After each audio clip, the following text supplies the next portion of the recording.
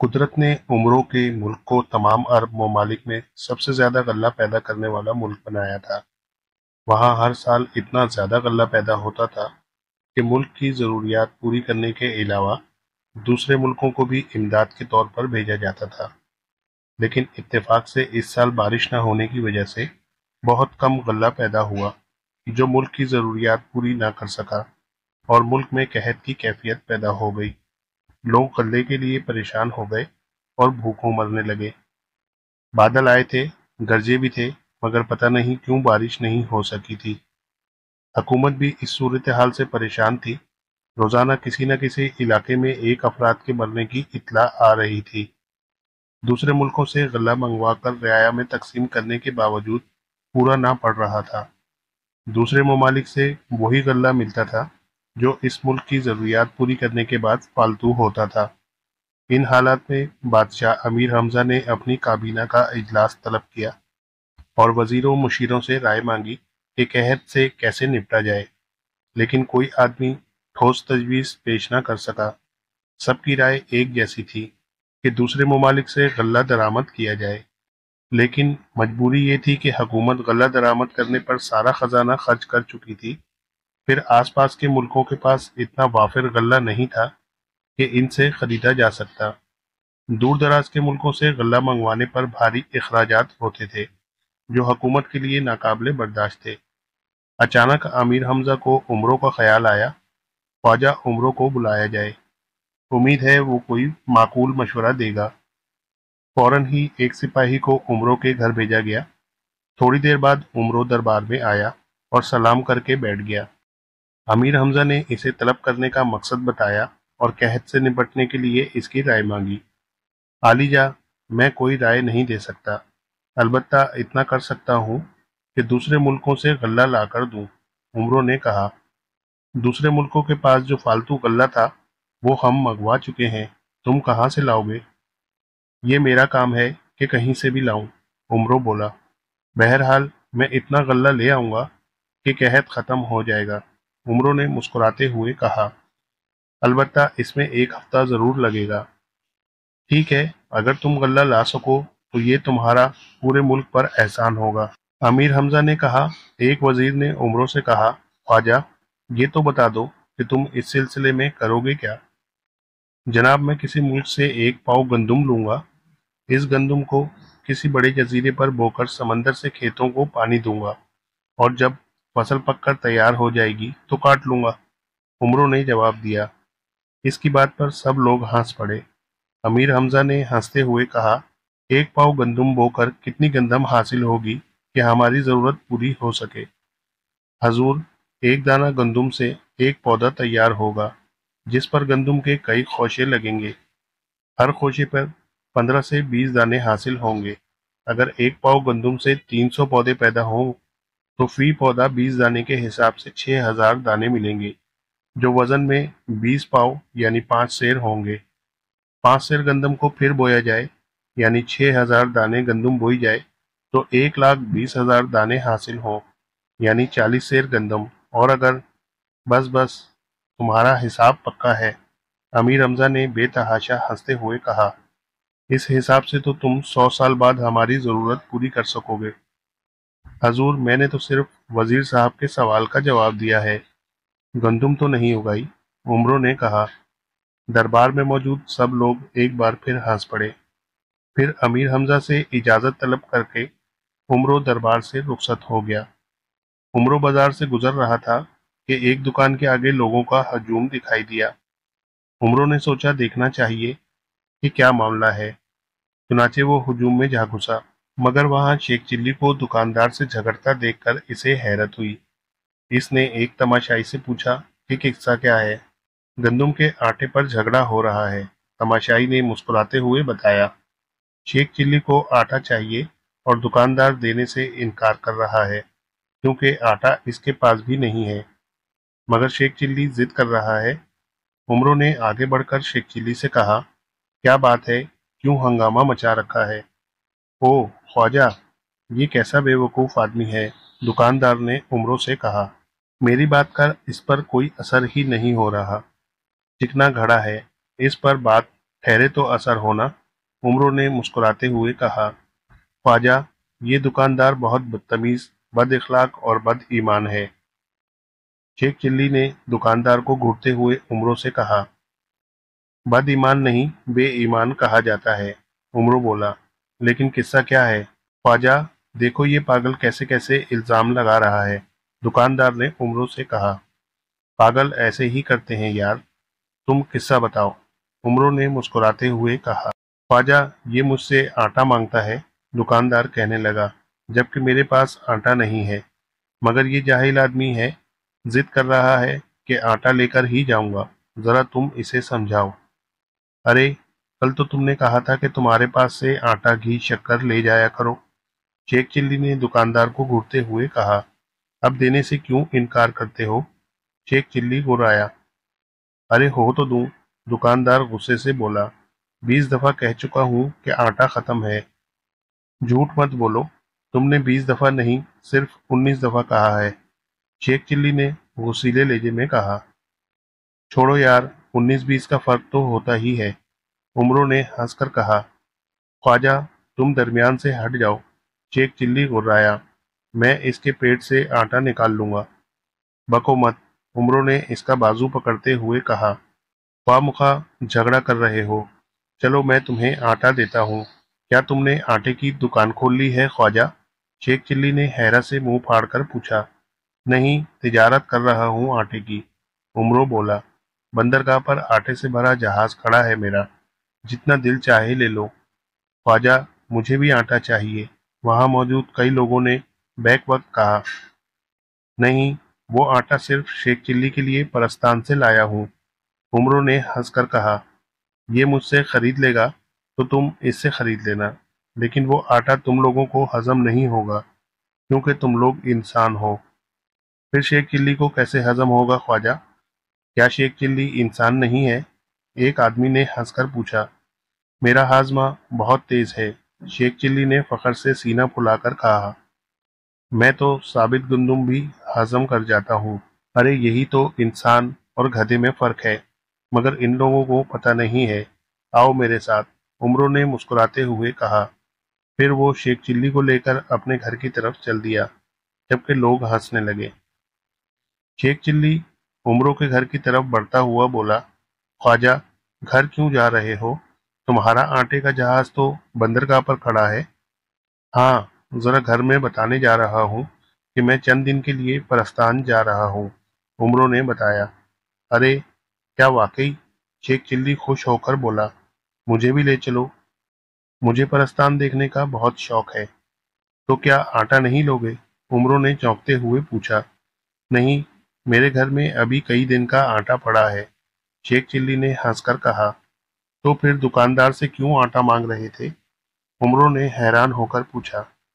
सिर्फ ये देखने के लिए कि इसने आटा जखीरा तो नहीं कर रखा, ताकि महंगे दामों में बेचे।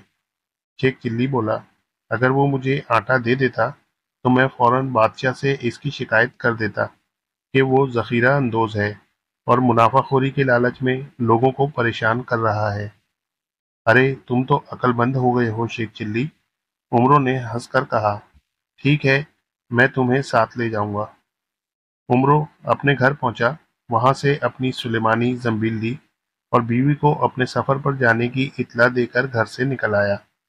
शाही अस्तबल से इसने 2 घोड़े लिए, फिर वो दोनों घोड़ों पर सवार होकर चल दिए। शहर से बाहर आकर उमरों यमन की तरफ चल दिया। चलते चलते शाम हो गई और अंधेरा फैलने लगा, तो वो एक जगह रुक गए। ये कौन सी जगह है ख्वाजा? शेख चिल्ली ने पूछा। ये मुल्क शाम का नवाही इलाका है, शहर अभी दूर है। उमरों ने बताया। हम रात यहाँ बसर करके सुबह आगे का सफर करेंगे। वो दोनों घोड़ों से उतरकर एक साफ जगह पर सोने के लिए लेट गए। सुबह बेदार होकर वो आगे रवाना हुए तो रास्ते में इन्हें एक मुसाफिर मिला। इसने इन्हें सलाम करके पूछा, तुम दोनों कहाँ जा रहे हो? हम यमन जा रहे हैं। उमरों ने कहा, वहां से आगे मिस्र जाएंगे। बड़ा लंबा सफर है तुम्हारा, क्या तफरीह के लिए जा रहे हो? मुसाफिर ने हैरत से पूछा। नहीं भाई, हम आटा लेने जा रहे हैं। उमरों ने कहा। फिर इसे अपने मुल्क में कहत के बारे में बताया। मुसाफिर ने पूरी बात सुनकर कहा, यमन में एक सखी दौलतमंद रहता है, इसके पास जाना, उम्मीद है वो तुम्हारी बहुत मदद करेगा, क्योंकि वो बेहद रहमदिल है। यमन में वो हातिम ताई के नाम से मशहूर है। ये कहकर वो मुसाफिर आगे बढ़ गया। उमरों ने सोचा कि हातिम ताई को आजमा लिया जाए। चुनाचे यमन पहुंचकर इसने लोगों से हातिम ताई का पता मालूम किया। उन्होंने बताया कि हातिम ताई शहर से बाहर रहता है, जहां इसका घर है। उमरों शेख चिल्ली के हमरा शहर से निकला और चंद मिनट के बाद वो एक आलीशान मकान पर जा पहुंचे, जिसमें हातिम ताई रहता था। मकान के दरवाजे पर एक दरबान खड़ा था। उमरों और शेख चिल्ली घोड़ों से उतरकर इसके करीब आए। हमें हातिम ताई से मिलना है, उमरों ने दरबान से कहा। इसे बताओ कि ईरान से ख्वाजा उमरों आया है। दरबान ने जवाब दिया, हातिम ताई यहाँ नहीं है। ओ, तो फिर कहाँ है? उमरों ने चौंक कर पूछा। वो किसी साइल का सवाल पूरा करने गया हुआ है, ये मालूम नहीं कि किस मुल्क की तरफ गया है, दरबान ने बताया। इसके जवाब पर उमरों को मायूसी हुई। इसने शेख चिल्ली से कहा, आओ यार वापस चलें, न जाने वो कब वापस आए। वो दोनों घोड़ों पर सवार हुए और वहां से शहर की तरफ चल दिए। अभी वो कुछ दूर ही गए थे कि शहर की तरफ से एक घुड़सवार आता दिखाई दिया। इसने नफीस किस्म का लिबास पहना हुआ था और काफी सेहतमंद था, मगर उम्र में वो उमरों के बराबर ही लगता था। इसने करीब आकर घोड़ा रोका और सलाम किया। उमरों और शेख चिल्ली ने सलाम का जवाब दिया। तुम दोनों कहाँ से आ रहे हो दोस्तों? इस अजनबी ने पूछा। हातिम ताई के घर गए थे, मगर वो किसी की हजामत करने गया हुआ था, शेख चिल्ली ने जवाब दिया। हातिम नाई? अजनबी ने चौंकते हुए कहा। नहीं, हातिम ताई, उमरों ने जल्दी से कहा।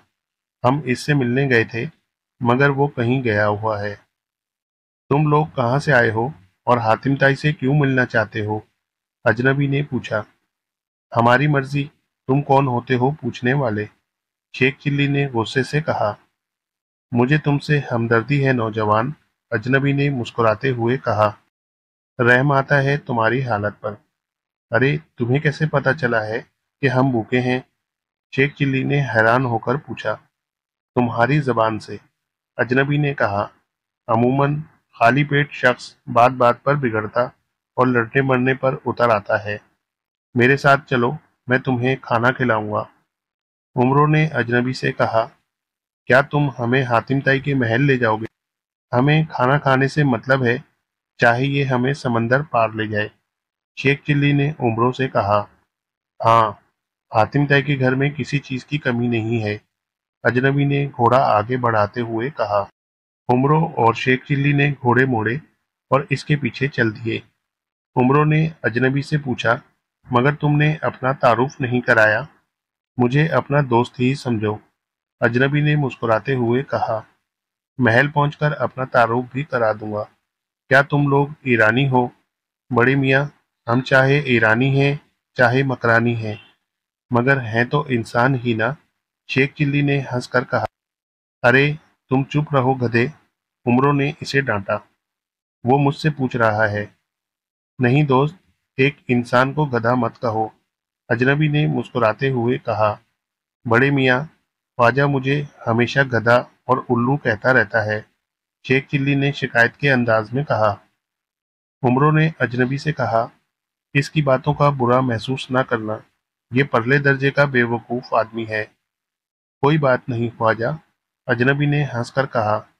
अकल और दानाई अल्लाह ताला अता करता है, इसका कोई कसूर नहीं है।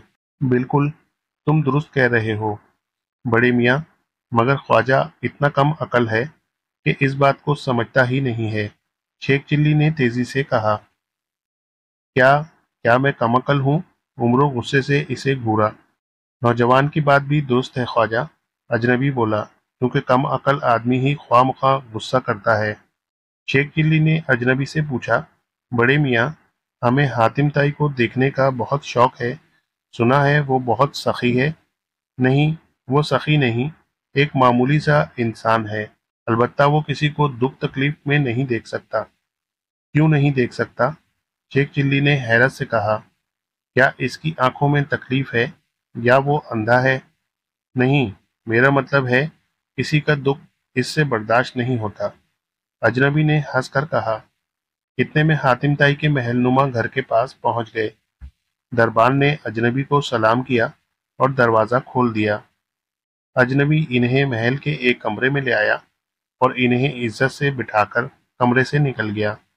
चंद लम्हे ही गुजरे थे कि एक हबशी गुलाम इनके लिए शरबत लेकर आ गया। इसने इन्हें शरबत पेश किया और बोला, खाना तैयार हो रहा है, चंद मिनट के बाद आ जाएगा। ये कहकर वो चला गया। उन्होंने शरबत पिया। इस लम्हे एक और गुलाम अंदर आया। इसने 2 लिबास उठा रखे थे जो काफी नफीस और उम्दा थे। हजूर, खाने से पहले आप गुस्ल करके ये लिबास पहन लें ताकि सफर की थकावट दूर हो जाए, गुलाम ने अदब से कहा। उमरों को हैरत हुई। वो खामोशी से उठा और शेख चिल्ली के हमरा गुलाम के साथ चल दिया। वो इन्हें मकान के एक हिस्से में ले आया जहां 4 हमाम यानी गुस्ल खाने बने हुए थे। वो दोनों अलग अलग हमाम में दाखिल हुए और गुस्ल करके नए लिबास पहन लिए। गुलाम इन्हें लिए वापस कमरे में पहुंचा तो वहां फर्श पर दस्तरख्वान बिछा हुआ था जिस पर कई किस्म के खाने और फल रखे थे। शेख चिल्ली फौरन खाने पर टूट पड़ा। उमरो भी खाना खाने लगा। गुलाम एक तरफ खड़ा रहा। खाना खाने के बाद उन्होंने फल खाए, फिर दस्तरख्वान से उठे तो गुलाम दस्तरख्वान उठाकर ले गया। चंद लम्हों के बाद वो वापस आया और बोला, अब आप थोड़ा आराम कर लीजिए। क्या हातिम ताई अभी वापस नहीं आया? उमरों ने पूछा। आ गए हैं, लेकिन अभी आराम कर रहे हैं। आप भी साथ वाले कमरे में आराम कर लें, गुलाम ने अदब से कहा। वो दोनों गुलाम के साथ दूसरे कमरे में आए। वहां चारपाइयों पर खूबसूरत और उम्दा बिस्तर बिछे हुए थे। गुलाम इन्हें छोड़कर चला गया। वो दोनों बिस्तरों पर लेटे और जल्द ही इन्हें नींद आ गई। सुबह गुलाम ने इन्हें आकर जगाया। आप लोग गुस्ल फरमा लें, फिर नाश्ता कर लें, गुलाम ने कहा। उन्होंने गुलाम के साथ जाकर गुस्ल किया और इसके साथ वापस कल वाले कमरे में आ गए तो वहां इनके लिए गरम और ताज़ा नाश्ता मौजूद था। नाश्ते में शहद, पनीर, मक्खन, पराठे और कई चीजें शामिल थीं।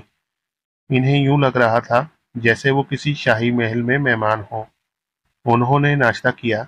नाश्ते के बाद उमरों ने गुलाम से कहा, हातिम ताई से हमारी मुलाकात कब होगी? हमें वापस भी जाना है। थोड़ी देर सब्र करें, वो आपके दोपहर के खाने के लिए जंगल में शिकार करने गए हुए हैं, आने ही वाले हैं। उमरों को इसके जवाब पर हैरत हुई। हमारे खाने के लिए वो शिकार करने गए हैं? क्या जरूरत थी, किसी गुलाम को भेज देते। नहीं, वो अपने मेहमानों के लिए खुद शिकार करते हैं, गुलाम ने जवाब दिया। अच्छा, ये तो मेहमान नवाजी की इंतहा है, उमरों मुतासिर होकर बोला। क्या वो सब मेहमानों के साथ ऐसा ही सलूक करते हैं? जी हाँ, बल्कि इससे भी ज्यादा, गुलाम ने कहा। इन जैसा रहमदिल, सखी और मेहमान नवाज दुनिया में शायद ही कोई और होगा। हमने हातिम ताई को नहीं देखा और ना वो हमारे बारे में जानता है। इसके बावजूद इसने हमारी इस कदर खातिर तवाज़ो की है, उमरों ने गुलाम की तरफ देखते हुए कहा। इस पर मैं बेहद हैरान हूँ और मैं बेहद परेशान हूँ, शेख चिल्ली ने सर हिलाकर कहा। क्यों जनाब? गुलाम ने चौंक कर पूछा। इसलिए कि न जाने कब हातिम ताई से मुलाकात होगी, शेख चिल्ली ने ठंडा सांस लेकर कहा और गुलाम बेइख्तियार मुस्कुराने लगा। चंद मिनट के बाद एक और गुलाम कमरे में दाखिल हुआ और वो इसकी तरफ देखने लगे। वो भी हबशी था। क्या बात है, हातिम ताई को काला रंग बहुत पसंद है कि इसने तमाम गुलाम हबशी रखे हुए हैं, उमरों ने कहा। नहीं जनाब, हातिम ताई बहुत नेक दिल मालिक है। अगरचे वो हमें गुलामों की मंडी से खरीद कर लाया है, लेकिन इसने हमें कभी गुलाम नहीं समझा। वो हमसे नेक सलूक करता है, हमारी हर जरूरत का ख्याल रखता है और हमारे दुख दर्द में शरीक होता है, गुलाम ने बताया। इसने हमें गुलाम बनाने के लिए नहीं खरीदा, बल्कि आज़ाद कराने के लिए खरीदा और फिर हमें इख्तियार दे दिया कि हम चाहें तो तनख्वाह पर इसके पास नौकरी करें या फिर जहां दिल चाहे चले जाएं। इसके नेक सलूक اور رحم دلی کے جذبے نے ہمیں کہیں نہ جانے دیا اور ہم نے خود کو اس کی خدمت کے لیے وقف کر دیا۔ ایسے نیک دل اور مہربان شخص سے ملنے کے لیے میں بہت بے قرار ہوں۔ عمرو نے بےتاب ہو کر کہا۔ چلیے میں آپ کو لینے آیا ہوں، دوسرے غلام نے کہا۔ انہوں نے آپ کو اپنے کمرے میں طلب کیا ہے۔ یہ سن کر عمرو اور شیخ چلی جلدی سے اٹھے اور غلام کے ساتھ چل دیے۔ غلام انہیں محل کے ایک کونے میں واقع کمرے میں لے آیا۔ اس کمرے میں کسی قسم کا فرنیچر نہ تھا اور نہ ہی کمرہ سجا ہوا تھا۔ فرش پر ایک چٹائی بچھی ہوئی تھی جس پر ایک شخص سر جھکائے بیٹھا تھا۔ اس نے سادہ لباس پہنا ہوا تھا۔ قریب مٹی کا ایک پیالہ رکھا تھا جس میں پانی تھا۔ کونے میں پانی کا گھڑا رکھا تھا۔ عمرو نے ادھر ادھر دیکھا مگر وہاں ایسا کوئی آدمی موجود نہ تھا جسے وہ حاتم طائی سمجھتا۔ یہ کیا مذاق ہے؟ عمرو نے پلٹ کر غلام کو گھورتے ہوئے غصے سے کہا۔ تم ہمیں حاتم طائی سے ملوانے کے بہانے یہاں کیوں لائے ہو؟ ہمیں پتہ نہ تھا کہ اتنے بڑے آدمی کے غلام دھوکے باز ہیں۔ نہیں جناب، میں نے آپ سے کوئی دھوکہ نہیں کیا ہے، غلام نے پریشان ہو کر کہا۔ ہاں، دھوکہ نہیں کیا، فریب کیا ہے، شیخ چلی نے غصے سے کہا۔ بیٹھ جاؤ دوستو، چٹائی پر بیٹھے شخص نے سر اٹھا کر ان سے نرم لہجے میں کہا۔ عمرو اور شیخ چلی نے اس کی طرف دیکھا اور حیران رہ گئے۔ چٹائی پر بیٹھا شخص وہی اجنبی تھا جو انہیں حاتم طائی سے ملوانے واپس یہاں لایا تھا۔ عمرو کو اس پر بہت غصہ آیا۔ میری سمجھ میں نہیں آتا کہ تم ہمیں حاتم طائی سے ملوانے کا بہانہ کر کے واپس کیوں لائے تھے، پھر خود گدھے کے سینگوں کی طرح سے غائب ہو گئے۔ تم جیسا بے احساس اور سنگدل شخص میں نے کہیں نہیں دیکھا۔ ارے ہم رات بھر حاتم طائی سے ملنے کے لیے تڑپتے رہے اور تم نے ہمیں اس کے واپس آ جانے کی خبر ہی نہ دی۔ میں تم سے بہت شرمندہ ہوں، اجنبی نے معذرت کرتے ہوئے کہا۔ یہ بتاؤ کہ تمہیں یہاں کوئی تکلیف تو نہیں پہنچی؟ کسی نوکر نے تمہاری خدمت میں کوئی کوتاہی تو نہیں کی؟ تمہارے آرام میں خلل تو نہیں ڈالا؟ نہیں، حاتم طائی کے نوکروں نے ہمارے ساتھ بہترین سلوک کیا اور ہمارا ہر طرح سے خیال رکھا۔ عمرو نے کہا۔ حاتم طائی ملے گا تو ہم اس کا شکریہ ادا کریں گے اور اس کے نوکروں کے حسن سلوک کی تعریف بھی کریں گے، مگر وہ ہے کہاں؟ میں ہی حاتم طائی ہوں دوستو، اجنبی نے مسکراتے ہوئے کہا۔ یہ سن کر عمرو اور شیخ چلی کو سانپ سونگھ گیا۔ عمرو اور شیخ چلی حیرت کی شدت سے منہ پھاڑے اجنبی کی طرف دیکھ رہے تھے۔ حیرت کی زیادتی نے ان کی زبانیں گنگ کر دی تھیں، جبکہ حاتم طائی لبوں پر مسکراہٹ لیے ان کی حیرت سے محظوظ ہو رہا تھا۔